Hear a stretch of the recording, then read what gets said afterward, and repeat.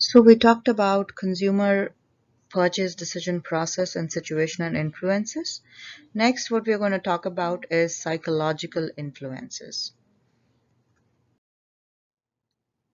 So when we say that there are psychological influences that change consumers' purchase decision process, the first thing that comes in psychological influences is motivation, which basically depends on motivation to buy, motivation to make that purchase, which would basically depend on several needs that consumers have. And in order to understand those needs, Maslow had developed a hierarchy of needs, and that's what we're going to discuss next. So Maslow's hierarchy of needs are social needs, self-actualization needs, physiological needs, personal needs, and safety needs. And you can see all of those needs. There are some keywords that you can see under all of those needs here. So what I want you to do here is there is a basically the Maslow's hierarchy of needs. All of these different needs, these five needs, should fit in this triangle. So starting with the bottom of this pyramid or bottom of the triangle is level one, which is the most important or the most basic need that consumers have, that generally people have. And then next comes the level 2, level 3, level 4, and level 5. And you can see these all needs basing on they are set on a preceding need. And what I want you to do here is I want you to pause the video here. You can just go back one slide and look at those keywords provided under those needs. And I want you to fill these levels of the triangle of the pyramid with the appropriate consumers' needs. And you don't need to Google that, just fill in an estimate. This is just an exercise that I want you to do. I want you to do it as it is. I want you to make a guess that what do you think should be in level 1, what do you think should be level 2, what do you think should go to level 3, 4, and 5. So I really want you to provide a guess of which need do you think goes to which level. You just don't have, it does not have to be correct. I just want you to pause it here and then write that down, and then we'll move forward. All right, once you're done, I want you guys to look at this pyramid. This is Maslow's hierarchy of needs. This is the actual triangle. So what comes at and you don't need to change your answers, what you wrote before, just keep it as it is. We're going to do that again. So we're going to go back to our activity number 6, and we'll call it 6B. And we're going to do it there again. But for now, I want you to focus here and look at what are these different needs and where do these different needs go in the triangle. So the level 1, which is the bottom of pyramid, is physiological needs. So all the people, all the consumers have these physiological needs of food, water, shelter, and oxygen. These are the basic needs. Unless these needs are satisfied, a person does not need anything else. If these are the basic needs that need to be satisfied in order to move on to level 2. So once the consumers have these needs satisfied, they have food, they have water, they have shelter, they have oxygen. The next level that comes in is the safety needs. So people, once they have those basic needs, they look for safety. They look for freedom from harm in general, or the financial security. So that is the next need that consumers have after the physiological needs have been satisfied. Now, if a consumer has satisfied physiological and safety needs, The third level is of social needs. So once you have the physiological needs covered, you have the safety needs covered, the third thing that you guys are going to look for, or generally people look for, is social needs. That's friendship or love or belongingness. That's what we look for. So that's the third need that everybody has. Once that is satisfied, along with physiological and safety, the fourth level of needs is personal needs. So once you have all of the friendship, the belongingness, the love, so once you are in the society, once you're in groups, once you have the feeling of belongingness, as soon as you have that, you want to be different than others. You still want to be a part of the society. You still want to be a part of a group, but you kind of want to show them that I'm unique, I'm different. So the personal needs come into play, which is status, respect, or prestige. So you want to say, oh, I have this and that status or prestige, and you want respect in the group that you are a part of. So those are personal needs. So once you have all of those four needs satisfied, the last top of the pyramid is self-actualization needs. That's the self-fulfillment. So once you have reached that level, when you have obviously the physiological needs, of course the safety needs, the social needs, and the personal needs, all of these have been satisfied. After all of that, you try to give back to the society. You try to donate, you try to help people. You're like on the top of the pyramid, and now you can do, for others. So that's self-actualization, your self-fulfillment. You have everything. You are fulfilled with everything that there can be, and now you just want to give back to the society. So those are the five needs in the Maslow's hierarchy of needs pyramid or triangle. And this this is how our motivation to buy products can change based on which level of the pyramid we are on. So what I want you to do now is, this is our activity 6B. I want you to fill the actual levels of the triangle with appropriate consumer needs. So no guesses now. I just want you all to write them again, but this time write correctly because we've already covered that. So even if your estimates were correct in activity 6A, just write them again here. We are doing this because as you write, you learn, you remember more. And I don't want you guys to remember if you wrote it incorrectly. I don't want you guys to remember the incorrect thing that you wrote. So you need to write the correct thing here again, even if you've written the correct in the first place, because we hadn't talked about it yet. So that's your activity 6B. Next, the next psychological influence is personality. So personality of different consumers can influence their purchase decisions. These personality traits can be emotional. Somebody is emotional, somebody is intelligent, somebody is funny, somebody is introverted, somebody is extroverted. So whatever personality traits there can be, all of those can change consumers' purchase decision. Another thing uh, under the same, similar to personality, is self-concept that can also change the decision process. So self-concept is the way people see themselves and the way they believe others see them. So that's a concept that you will have about yourself. And you would also think that the others think of you in so and so way. So that's the self concept we are talking about. So you can see yourselves, or you people can see themselves in an ideal way. How do you want to see yourself? For example, you might want to see yourself getting up early in the morning and going for a walk or a run.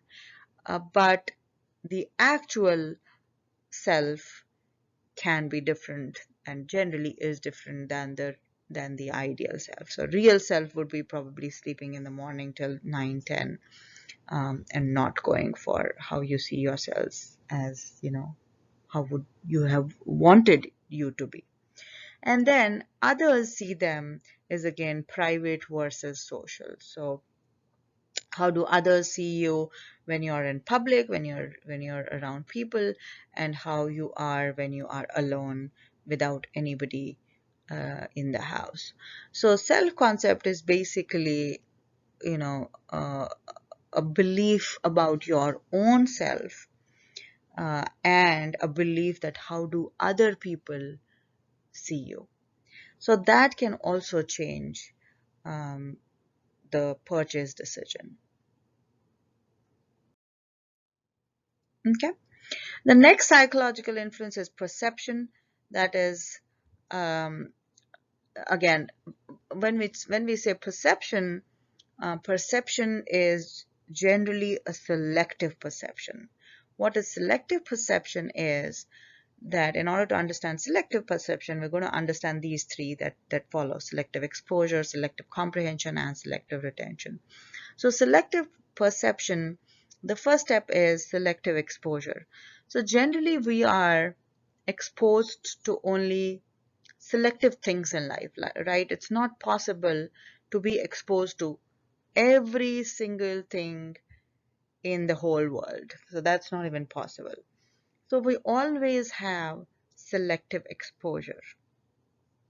For example, if you belong to the state of Mississippi, you have never gone out of Mississippi, and maybe even you haven't gone out of your own city, then you only have the exposure, let's say, to Mississippi, and then you only have the exposure to your own state.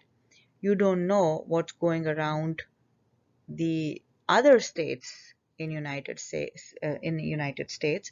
You don't even know what's going around in other countries in the whole world.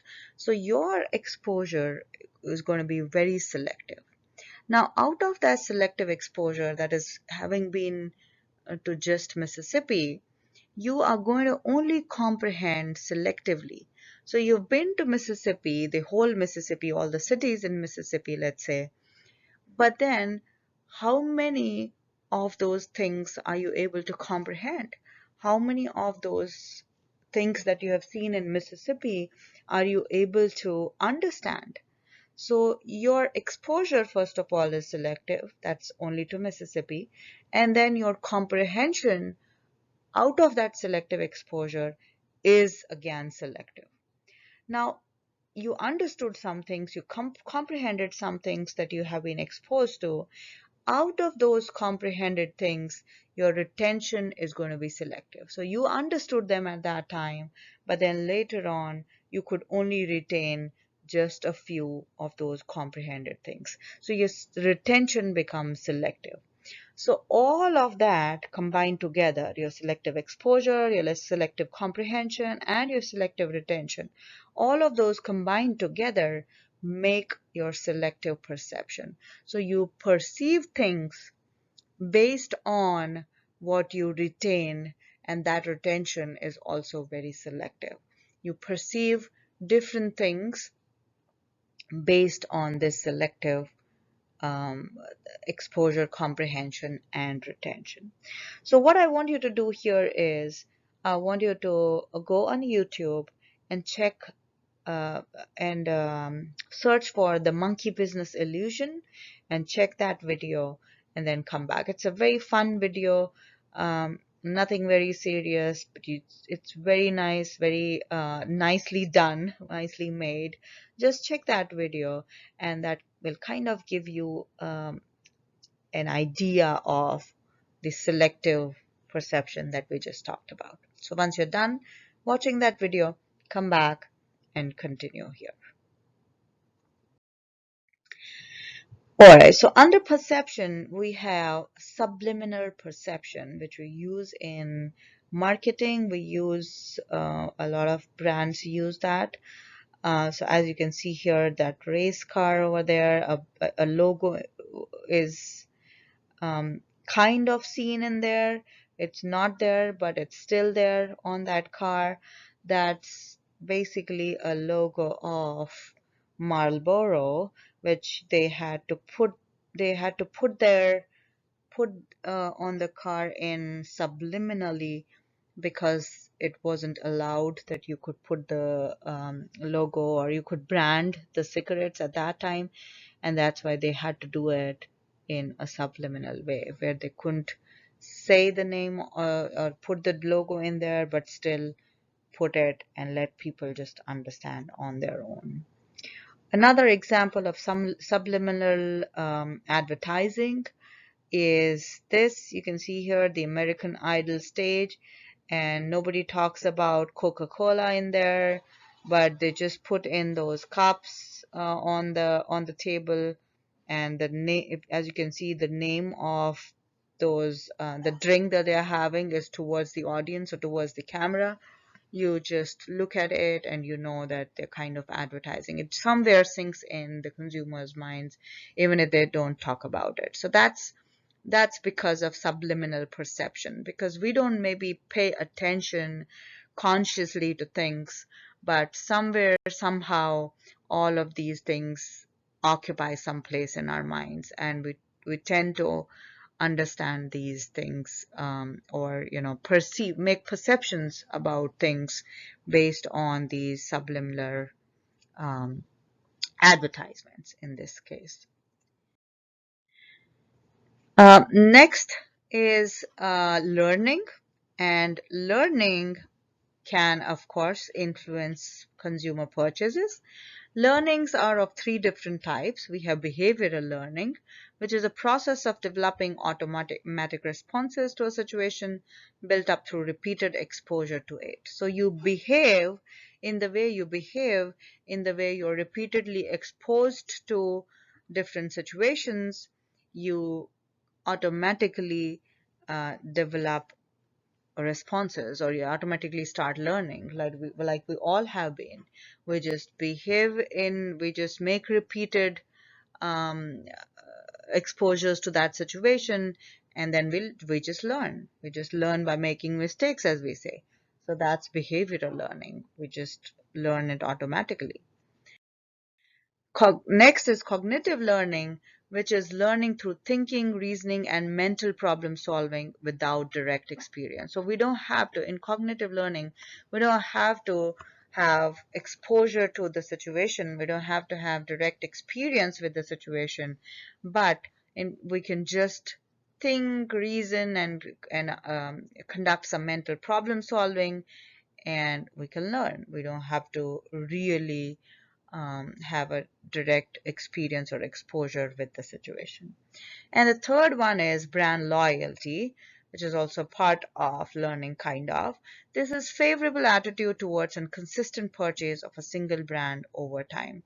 So brand loyalty is created by creating favorable attitudes towards our brand, so that the consumers make consistent purchases of our brand over time. So if there is brand loyalty, that is also going to influence consumers' purchase decision, because they are going to buy the brand they are loyal to. And that's what has occurred due to their learning, due to their cognitive or behavioral learning, or maybe cognitive and behavioral learning both. So that's about the learning um, part of psychological influences. Next is values, attitudes, and beliefs. Attitude formation. What is attitude? A learned predisposition to respond to an object or class of objects in a consistently favorable or unfavorable way. So you might have seen these these what do you say, these emojis, or these brand satisfaction uh, questions that are asked, or the stars that you can see on the right hand side. um, all of these, what do they represent? You giving a 1 star or a 5 star, or you're giving that excellent or very poor. all of these represent your attitude. So when you're consistently giving a poor, or consistently giving an excellent, or whichever you select out of these, to a particular object or to a particular brand, whatever response you're giving to that brand consistently, that creates your attitude. So if you are always having an excellent um, experience with a particular service, with a particular restaurant, let's say, your attitude towards that restaurant becomes positive. If you have a consistent poor experience with a hair salon, let's say, your attitude towards that store is going to be negative, and so on. So this is a learned predisposition to respond to an object or class of objects in a consistently favorable or unfavorable way. Okay. Next is lifestyle. Lifestyle is a mode of living that is identified by how people spend their time and resources, what they consider most important in their environment, and what they think of themselves and the world around them. So you think of, you don't have to get into the definition, but you think of this term lifestyle. What is it? What is lifestyle? It really is a mode of living of people. How are people living, right? It's lifestyle. It's the style in which people live their lives. So that's what we mean by lifestyle here too. And lifestyle can be a current lifestyle versus a desired lifestyle. You can have a particular lifestyle right now, but maybe you have a different desired lifestyle in future. Based on both current versus desired, your purchase decision can be influenced. They can be different. Now, this is Val's values and lifestyles. This is what divides consumers into 8 different segments, or identifies consumers into 8 different segments, as innovators, achievers, experiencers, makers, survivors, strivers, believers, and thinkers. And this is created by Strategic Business Insights, and this kind of just segregates people into these different lifestyles. If you really want to define different life people living different lifestyles, they have done it for you, and you can pause here and look at each of the terms if you want. Look at each of the terms and try to understand how they are different, only if you're interested. So the next um, factor that influences consumer purchase decision process is socio-cultural influences. And we're going to talk about these one by one. So the first one is personal influence. And we've talked about socio-cultural before. Socio-cultural is a combination of society and culture of these individuals. And in that comes in personal influence. And personal influence can come from opinion leaders and word of mouth. What are opinion leaders? These are individuals who exert direct or indirect social influence over others, typically about a single product category. So these opinion leaders are generally knowledgeable about that product category, and these are the people who try to influence others in their society, directly or indirectly, about that product, about a specific product in that product category in which they are knowledgeable and they have more experience in. Word of mouth involves the influencing of people during conversations. When you're talking to somebody and then, having individual conversations with somebody and then saying, hey, have you heard about this particular product? It's very good or it's very bad. That's really word of mouth. And that was the traditional word of mouth. But now word of mouth has a broad definition. It also involves e-word of mouth, which basically involves the reviews that we talk about. People write their reviews, and even though these are not individually told to others, but these still count as word of mouth because these are told by consumers. These are told by people who are users who have had experience with the products and services.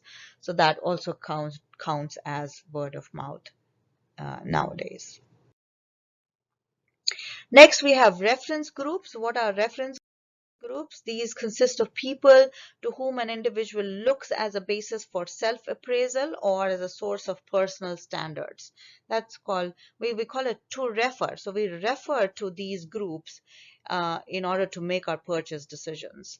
So these are the ones that we kind of want to refer to, and when we are buying, let's say, a cell phone or an apparel, we look at these, we refer to these people, and we say, okay, this is my reference group, and this is what they wear, and that's why I'm going to wear the same thing, or I'm not going to wear the same thing, or whatever your decision is. It influences your decision. Does not necessarily mean that you have to follow your reference group, but this group is the one which you you refer to, you look as a basis for some source of personal standard or self-appraisal. Now you can have associative reference group, aspiration group, or dissociative group. So associative group is, as the name suggests, the group that you want to associate with. So there's always, and if you think about this, there's always a group that you want to be a part of. You want to be associated with them. You want people to think that you are a part of that group. So that's associative group. Aspiration group is that you are not a part of, and you're not even associated as a part of these groups, but group as part of this group, but you aspire to be a part of that group. You aspire to be like them. You may not aspire to be a part of that group, as in people are talking, those group members are talking to you, but maybe you aspire to be like them. That is, you might have some celebrities that you are, you want to aspire to be like. So that's your aspiration group. You want to be like them. And then the third one is dissociative group. That is, you don't want to be like them. You don't want to, you refer to these people, and then you say, okay, these guys are wearing this type of clothes. I do not want to buy these clothes for myself. So those are dissociative groups that you want to dissociate yourself from. You don't want to be part of those groups. You don't want people to think that you are a part of that group or you're similar to them. So that is also a part of reference group. So associative groups, aspiration group, and dissociative group, all of these can be your reference groups. Next is family influence. That is, the first one is consumer socialization and family life cycle. So consumer socialization is the process by which people acquire the skills, knowledge, and attitudes necessary to function as consumers. So generally, if you consciously try to think about it, how did you teach how to shop? How did you teach where to go, which brands to buy? Let's say if you're going for grocery shopping, you might have just learned some of these things directly or indirectly, consciously or unconsciously, by your parents or grandparents. So these are, consumer socialization is the process by which you acquire these skills that are necessary for you to be a consumer. So you become a consumer without even you knowing that you've now been granted this post of a consumer, because that is generally taught to us by our parents or grandparents, as I said, directly or indirectly, intentionally or unintentionally. We just learn about this being a consumer. Next is family life cycle. These are the distinct phases that a family progresses through, from formation to retirement, each phase bringing with it identifiable purchasing behaviors. So family life cycle, and we'll try to understand this with this example, starting from extreme left, young single, with young single. So you are first a young single consumer, right? You start over there. You are a young single consumer. Your purchase choices are purchase of goods, purchase of products or services. The choices that you make there are different than when you become young married without children. So you are a single first, and then you are married, but you're still young, but maybe without children, and then your purchase decision can be influenced by that. Your decision, your choices may be different at that point of time. And next you would go move on to young married with children, and again your choices will be different at this point of time. Next, we'll go to middle-aged married with children, then middle-aged married without dependent children, then older married, then older unmarried, and so on. Then you can see all of these, permutations and combinations over there. But basically, this just shows us that at each stage in the life cycle, you can have different choices of purchase that you make. You can have different, it can influence your purchase decision process. Next is family decision making. This too is under family influence. Basically, who makes the decision? There can be different styles. It can be spouse dominant or joint. So you can, maybe your spouse will make the decision, or you will make the decision, or you both will make the decision. So there are different styles in different families. Now, family member roles, there are going to be one information gatherer in there, one is going to be influencer, one is going to be the decision maker, one is going to be the purchaser, and one is going to be user, or all are going to be users, or all are going to be information gatherers, or all are going to have all those different roles. So different families have um, different ways of making decision, and that can influence purchase decision. Next, under social cultural influences is social class. The relatively permanent homogeneous divisions in a society into which people sharing similar values, interests, and behavior can be grouped. So if you think about social class, you can have, let's say, business professionals or working class. You can also put them as poor, or not having a high social status. Then you can have very high rich families having high social status, and so on. So these are people that have similar values, interests, and behaviors, and we can group them together. And then you can see that all these different groups can have different ways of making purchase decisions. Okay, we'll have to simplify the social class, we have upper class, middle class, working, or lower class. And these are going to have different decision patterns based on which class they belong to.